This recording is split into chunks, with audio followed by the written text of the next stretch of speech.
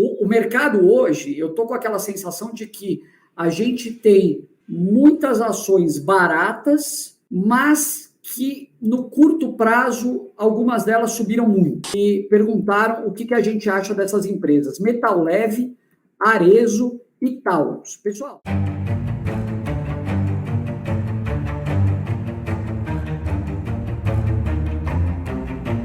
O iniciante, muitas vezes, eu não diria nem o iniciante só, eu acho que muita gente com mais experiência na Bolsa tem aquela visão de que precisa esperar o preço perfeito aparecer para comprar, né? A pessoa quer aquele ponto de inflexão lá no fundo do poço e vai comprar exatamente naquele ponto e depois ver subindo. Em primeiro lugar, eu acho que quem tenta fazer isso constantemente erra. Dificilmente a pessoa vai acertar o ponto de mínima. Eu não acerto, você não acerta, o Barsi não acerta, ninguém acerta. O que a gente gosta de fazer é estabelecer um patamar ali, e abaixo desse patamar a gente começa a comprar, e se o papel vai caindo, vai comprando. Então, você vai aumentando a sua posição em empresas que você gosta, que você conhece, que você tem segurança, que são bem administradas e que têm boa atividade, à medida que o preço for caindo. Agora, esperar o preço perfeito não existe. Mas, ao mesmo tempo, uma coisa que a gente não quer é que você pague caro também, né? O mercado hoje, eu estou com aquela sensação de que a gente tem muitas ações baratas, mas que no curto prazo, algumas delas subiram muito.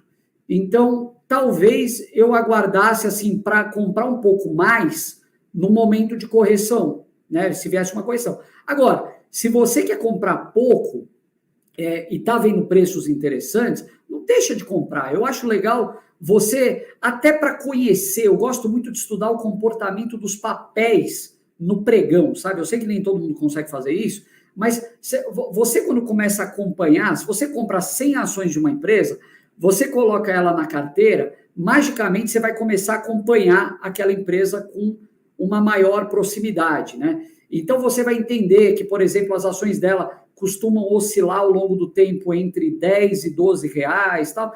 E quando você se familiariza com esses movimentos pequenos, você muitas vezes consegue pagar um preço interessante no curto prazo. Vamos supor, nesse exemplo que eu estou dando, muitas vezes o 12 era barato, mas você consegue comprar mais barato ainda do 12 porque você está acompanhando essas oscilações mínimas de mercado. Sei lá, posso dar inúmeros exemplos, mas papéis que a gente sabe que estão baratos, mas que subiram muito recentemente. Então, segura a ansiedade. A gente fala muito de paciência e o oposto da paciência é a ansiedade. É você ficar ansioso ali para apertar o botão. Você vai comprar, mas vai com calma, vai de pouquinho. É isso aí, Philips. O Meller Hedge Fund fala: ações de dividendos demora no mínimo 15 anos para bater fundos imobiliários, depois decola. Discordo completamente de você. Eu não tenho como discordar mais de você, mas eu acho legal a sua provocação. A gente não investe em fundos imobiliários, o Barsi nunca investe em fundos imobiliários também. A gente tem motivos para não investir em fundos imobiliários, né? Alguns deles, eu acho que eu posso citar um deles. Eu acho que eu sempre gosto de pegar o exemplo do Banco do Brasil para falar sobre isso, viu, Felipe? E eu com toda essa... primeiro, né? Eu vou dar um exemplo rápido. Ele falou que já não bate em fundos imobiliários. Tá bom. Se você comprasse o Banco do Brasil em dezembro, que foi R$30, estava na casa dos R$30.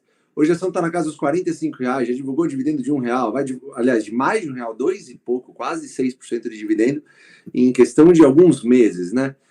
E ainda assim está muito abaixo do valor patrimonial, embora não esteja comprando, mas ainda assim está muito abaixo do valor patrimonial.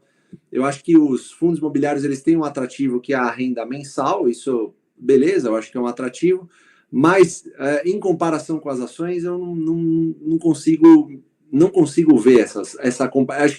Eu acho que a galera é atraída por FIIs porque talvez seja mais fácil, especificamente nos fundos de tijolo, você avaliar um imóvel, talvez seja isso, mas não me convence também, porque uma transmissora de energia... Eu acho que a comparação é baseada em yield, Fabião. Talvez. E a gente sabe que mercado é muito mais que yield. Quando a gente olha ações, é muito mais que yield. Eu vou dar um exemplo que talvez possa fazer o Meller Hedge Fund aqui dar uma pensada também. Quando você pega um Banco do Brasil que paga 10% de dividendo, né, dividend yield, né, você tem que pensar, ele não está distribuindo 100% do payout, ele está distribuindo 40% do payout. Ou seja, ele lucrou, exemplo, 30 bilhões, está pagando 40% desses 30, os outros 60, ele está reinvestindo nele mesmo. Não está fazendo captação direto, como estão fazendo os fundos, como geralmente os fundos fazem, entre outras coisas, não está pagando 95% de tudo que recebe em dividendo. Eu acho que, assim, quando você fala em ações, se você falar de setores best, dessas boas empresas que a gente sempre acaba falando em bons preços, eu acho que essa tua afirmação cai por terra muito fácil. Esse exemplo que eu dei do Banco do Brasil é um só de vários outros que eu vi falando aqui. Vai lá, Philips, pega uma outra.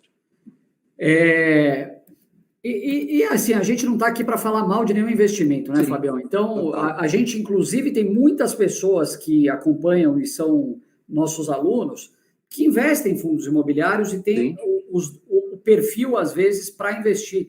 Então, essa comparação, é difícil a gente falar ações de dividendo performam dessa forma. O que é o parâmetro para isso? É o IDIV? Não sei. Então, eu acho muito difícil fazer essa comparação, porque ela sempre vai estar com alguns pontos de observações aí falhos, eu acho. A amostra não vai ser representativa, etc. Agora, quando a gente olha empresas com bons projetos e que têm dividendos crescentes ao longo do tempo, você ganha das duas formas, com o retorno de dividendos que vai pingar na tua conta e com a valorização possível que muitas vezes supera e muito o yield desse papel. Alguém perguntou aqui, eu vou pegar 3 nomes de ações que perguntaram o que a gente acha dessas empresas. Metal Leve, Arezzo e Taurus. Pessoal, em primeiro lugar, a gente nunca fala aqui, estamos comprando ou achamos que essa ação vai subir. Pelo contrário, o que a gente fala aqui é sobre fundamentos, sobre o que a gente gosta de olhar e sobre como funciona o nosso processo de análise de uma empresa, né? Como vocês, inclusive, podem ver dentro do Jeito Barsi de investir. Essas 3 empresas, Metal Leve, que é do setor automobilístico, Arezzo, setor de varejo de modas, e Taurus, produção de armas, são empresas de características muito diferentes. Talvez a Metal Leve e a Taurus tenham algumas similaridades, mas eu diria, antes de mais nada, que nenhuma das 3 está nos best, que são os setores blindados que a gente mais gosta. Bancos, energia, saneamento, seguros e telecomunicações. Para quem está começando, eu iria muito mais para uma empresa que já está nesse setor, bem estabelecida, com um negócio maduro e com uma recorrência e previsibilidade de dividendos muito interessante que vem em função do resultado das empresas. Essas empresas aqui, algumas delas são cíclicas. E para quem está começando, empresa cíclica pode ser um problema e não vai garantir o fluxo permanente, previsível que você precisa.